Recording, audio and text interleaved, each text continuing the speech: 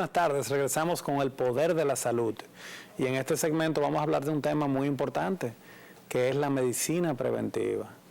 Pero a mí me gustaría saber, Pedro Ángel, a propósito de la medicina preventiva, ¿cuándo fue tu último chequeo? ¿Tú te haces chequeo preventivo, te haces chequeo rutinario? Cuéntanos un poquito. Bueno, pues qué bueno que me lo pregunta, porque justamente la semana pasada yo fui a mi chequeo preventivo. Fui a Sendoe, en Sendoe lo hacen varios centros aquí en Santiago, pero yo escogí Sendoe, me fui a Sendoe, que está ahí en la Luperón, es un centro especializado en enfermedades crónicas no transmisibles, y bueno, yo llegué ahí a las 7 de la mañana con mi librito para las esperas, y que va, no tuve que esperar mucho, porque desde que llegué me asignaron una especie de decán, una chica que conoce bien todo eso, y sobre todo son muy gentiles, y me fue conduciendo a los diferentes chequeos. Le hacen las analíticas de sangre, de materia fecal, de orina, para ver el estado general de salud de uno, y también le hacen la parte cardiovascular, le toman rayo X o radiografía de tórax, así es. Así es. ¿No? Y además en el caso nuestro, pues le agregamos la densitometría ósea, que es un estudio que determina cómo está el esqueleto, algo así es. Y también le agregamos una resonancia magnética en la cabeza para chequear, como yo soy un paciente que tiene astigmatismo y miopía y le dan dolores de cabeza ocasionales, pues yo agregué a ese chequeo eso, y también le agregué, que estamos en ese proceso, el de la colonoscopía. Hay que recordar, doctor, muy importante, que el 80% de las muertes por cáncer de colon se podrían evitar si después de los 40, cada 5 años aproximadamente, usted se hace una colonoscopia. Eso lo dicen los estudios y lo dicen los médicos. ¿Es así, doctor? ¿No? Bueno, en cuanto a la colonoscopia, anteriormente la Sociedad Americana de Gastroenterología estipulaba que la primera colonoscopia, si usted no tuviese factores de riesgo, fuese a los 50 años. Hoy día estamos comenzando ya con edades más tempranas, a partir de los 45 años. Sin embargo, si hay un paciente que presente riesgos o un paciente que tenga constipación, dolor abdominal, su gastroenterólogo lo podría evaluar y a edades más tempranas podría recomendar realizarse una colonoscopia. También si presenta sangre en su materia fecal, en la sangre oculta, en heces u otra sintomatología, podría ser una indicación para realizar una colonoscopia. Pero lo importante de esto es que los chequeos médicos preventivos son de gran valor, porque una evaluación médica a tiempo puede salvar su vida, en primer lugar. Y en segundo lugar, nos permite detectar a tiempo condiciones que se están formando. Por ejemplo, prehipertensión, un paciente que va a desarrollar hipertensión, o prediabetes, si un paciente va a desarrollar diabetes. O también, inclusive, antes de que presente estos signos o estos valores alterados, también podemos identificar factores de riesgo para a tiempo tomar medidas y evitar que se presenten del todo las enfermedades. Por eso es tan importante. Y los chequeos preventivos es importante, Pedro, que la gente entienda de que depende de lo que incluye el chequeo, de la edad del paciente, del sexo, de su raza, de sus antecedentes médicos. Pero en sentido general, incluyen una evaluación integral que parte sobre todo de un buen examen físico y de un buen interrogatorio clínico, porque hay que saber si los pacientes presentan alergias, si presentan intolerancias alimentarias, pero también si los pacientes presentan algún síntoma o signo que pueden entender que no es de gran importancia, pero sí en términos médicos lo es. Por eso es tan importante de que antes de su evaluación o de su chequeo general, usted anote, por ejemplo, no solamente los medicamentos que utiliza, sino también si tiene alguna pregunta, alguna duda, para que a la hora del conversatorio no se le escape ningún detalle. Y después que se vaya de la consulta, concho, se me olvidó preguntarle al médico esto o aquello. Y otro punto importante es que en adición a ese examen físico, las evaluaciones preventivas constan de pruebas de laboratorio, dentro de las cuales está el hemograma, para saber si el paciente tiene anemia o no, o tiene infección o no, cómo está el conteo de sus plaquetas, el TP y TPT, que son pruebas vinculadas a la coagulación, pero de igual forma también la glicemia y la hemoglobina glicosilada, para saber cómo está su azúcar en sangre, cómo se encuentran sus riñones. Por eso se utilizan pruebas como el BUN, la creatinina, cómo se encuentra también su hígado, y para eso utilizamos pruebas como son la AST, ALT, entre otras. Pero también, como muy bien mencionaba Pedro, está en el examen de orina para saber si hay infecciones de orina o si hay azúcar en la orina o proteínas en la orina, que son signos de alarma. Pero igual en las materias fecales, si hay parásitos o si hay sangre oculta en la materia fecal, entre otras. Sin embargo, también podemos hacer algunas pruebas especializadas para determinar cómo se encuentra nuestra tiroides, nuestro páncreas y otros órganos. Y ya en cuanto a lo que son los estudios diversos, tenemos estudios de rayos X para ver cómo se encuentra el pulmón, sobre todo aquellos pacientes también que le ha dado COVID, para poder ver si hay secuelas en ese sentido, o pacientes que tengan otras condiciones cardiopulmonares que podemos ver en ese sentido. Y toda la parte cardiovascular, con el electrocardiograma vemos cómo está la frecuencia cardíaca, la función de su corazón. Con el ecocardiograma vemos como si fuera una sonografía, estructuralmente cómo está ese corazón, cómo está bombeando, cómo están las membranas que recubren el corazón, cómo están sus distintas cavidades. Y con la prueba de esfuerzo observamos cómo se comporta ese corazón, pero ya el ejercicio, porque hay muchos pacientes que en reposo no presentan arritmias o cambios electrocardiográficos. Sin embargo, al ejercicio lo pueden presentar. Por eso es importante cada una de estas pruebas para determinar de una forma fidedigna cómo se encuentra su salud cardiovascular. Pero un punto que mucha gente se le olvida, en los chequeos preventivos también chequeamos su esquema de vacunas. Hay también vacunas para adultos. Y de igual forma también sabemos si usted es un paciente que es candidato para hacerse, ya por su edad, tiene 40 años de edad, su chequeo urológico para ver cómo anda la próstata, o en el caso de las mujeres, la mamografía y la sonomamografía. A propósito de que mañana es el Día Internacional de la Lucha contra el Cáncer de Seno, es súper importante que podamos detectar a tiempo, no solo con el autoexamen, sino también con otras pruebas preventivas, si hay alguna lesión que es sospechosa y que ameritaría realizar una biopsia o observación. Doctor, pero en el contexto de todo lo que usted está explicando, yo quisiera que la teleaudiencia y la ciudadanía me acompañe a hacerle preguntas al médico. Yo le voy a preguntar algo a usted, doctor. Dos cosas. Lo primero es, ¿se puede realizar simultáneamente la colonoscopía y el tacto rectal de la próstata?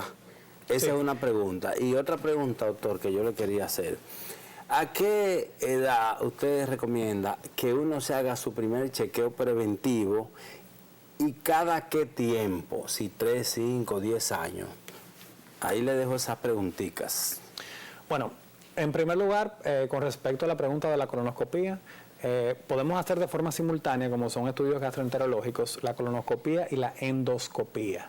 Para eso se requiere también hacer una preparación previa, pero también a los pacientes que tienen más de 40 años de edad pueden requerir hacerse una evaluación cardiovascular previa a hacer estos procedimientos porque llevan sedación. Como esto lo hacen los gastroenterólogos también pudieran hacer una evaluación prostática, sin embargo no son los especialistas ideales para esto. Los especialistas que están llamados y que tienen la formación para el chequeo prostático son los urólogos.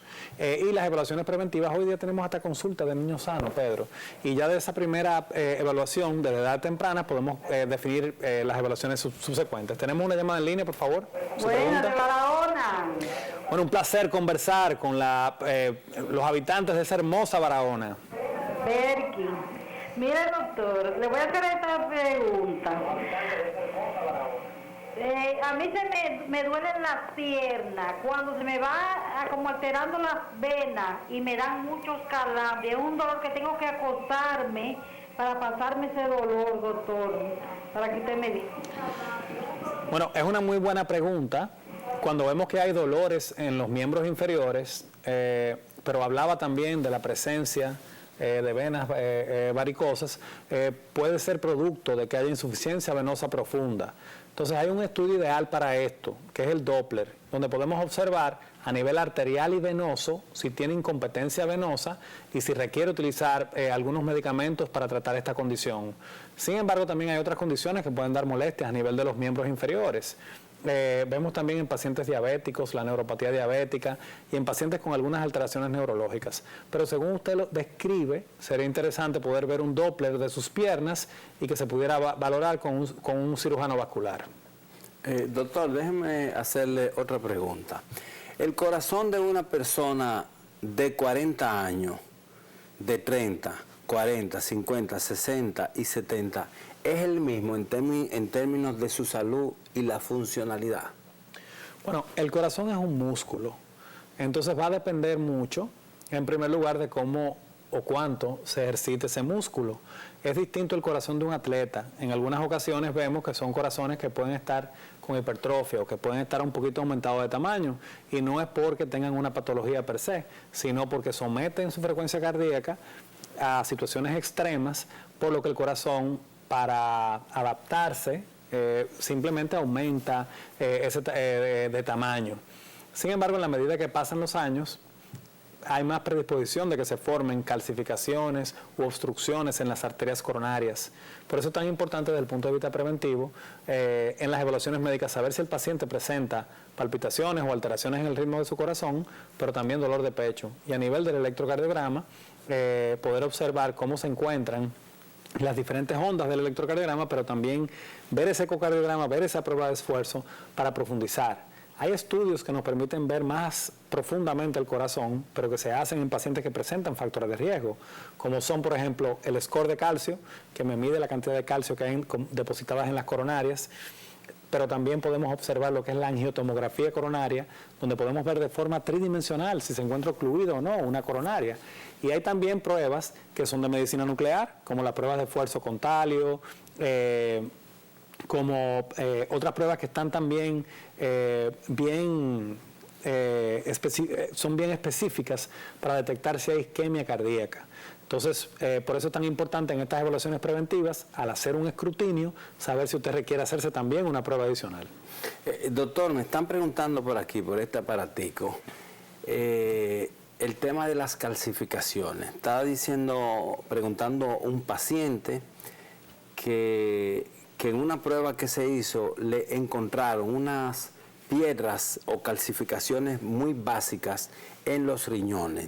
Dice que no fue muy grande la cosa, pero sí se lo observaron. Mira, están calcificados, tú tienes unas pequeñas piedras. ¿Qué puede implicar eso? ¿Eso puede seguir creciendo? ¿Se puede eliminar ahí? ¿Qué usted recomienda para que un paciente no le sigan creciendo las piedras en los riñones?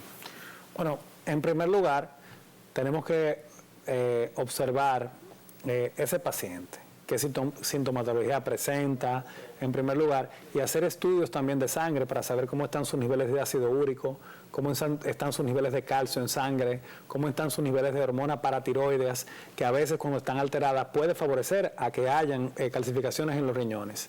Y de igual forma, lo que son la sonografía de abdomen nos permite ver si hay piedra a nivel de riñones. Hay otros estudios como tomografía de abdomen simple que nos permiten también ver si hay calcificaciones o piedras también localizadas en los uréteres y en otras dimensiones. Por eso es tan importante de que ante esta presencia acude al urólogo y se haga los estudios y los análisis del lugar para poder estratificar su caso y poderle brindar una recomendación personalizada. ¿Y cómo se previenen, doctor, las piedras en los riñones? Bueno, hay muchas formas en las cuales las piedras en los riñones se pueden formar. Hay predisposición familiar, pero también evitando lo que son las gaseosas, los enlatados, llevando una dieta rica en agua, en vegetales verdes, pescado y alimentos saludables, llevando un peso adecuado, realizando ejercicio, actividad física, entre otros. Tenemos una llamada. Por favor, su pregunta. ¿Me escuchan? Sí, le escuchamos. Tengo una infección en la orina. ¿Eso debe ser tratada por un nefrólogo o urólogo? No, es una muy buena pregunta. La puede tratar tanto un infectólogo como un urólogo, como un nefrólogo, e inclusive un médico internista o hasta su ginecólogo. Lo importante es que ante la presencia de la infección de orina debe de realizarse un cultivo de orina antes de utilizar antibióticos, porque aunque le indiquen un tratamiento preliminar, es importante que podamos aislar esa bacteria para identificarla y poder saber cuál es el antibiótico ideal para tratarla. Ok, doctor, también me están haciendo otra pregunta y tiene que ver con el tema de piedras en los riñones. ¿Por qué, me está preguntando un televidente, por qué es que duele tanto tener piedras en los riñones? Dolores infernales, dice él que le da. Bueno, depende del tamaño de la piedra, en primer lugar, y de la localización de la misma. A veces cuando se están botando estas piedras, se encuentran en los uréteres y se encuentran deslizándose, o se encuentran ya en la parte final del trayecto, ya en la uretra, pueden producir mucho dolor porque son conductos que están diseñados para transportar líquidos. Y de repente cuando pasamos un material sólido, producen mucho dolor porque es una área con una alta inervación, tiene muchos nervios. Y eso produce mucho dolor. Por eso es tan importante que podamos ver a nuestro urólogo, porque hay tratamientos específicos farmacológicos que nos pueden ayudar, y en caso de que no sean efectivos podemos utilizar hasta ondas de choque como la litotricia, y en algunos casos inclusive pueden requerirse un tratamiento quirúrgico.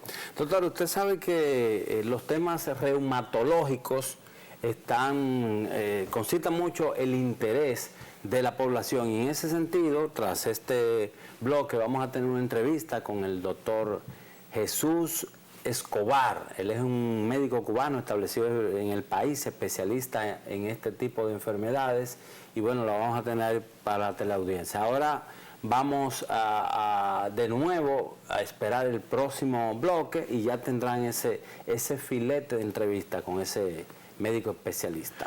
Bueno, sin lugar a dudas, hemos tenido muchas preguntas de toda la teleaudiencia sobre la artritis, a qué edad se produce, qué tratamiento podemos utilizar, cómo diagnosticarla, entre otros. Y también los diferentes tipos de artritis que hay de distintas índoles, todo lo que son las enfermedades autoinmunes, el lupus, entre otras, y toda esta diversidad de temas reumatológicos van a estar a su disposición en breve con esta entrevista. Señor director, nos vamos al próximo bloque. ¿Qué?